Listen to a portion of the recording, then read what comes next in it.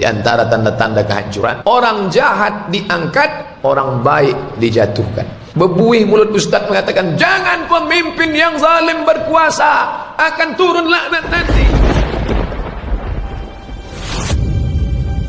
Kemarin yang kita hampir mati menghisap asap, bapak ibu yang berilmu kesal, kenapa lah ini yang muncul, apalah yang disampaikan ini, yang penting rating. Dalam dunia politik ini terjadi, efeknya luar biasa.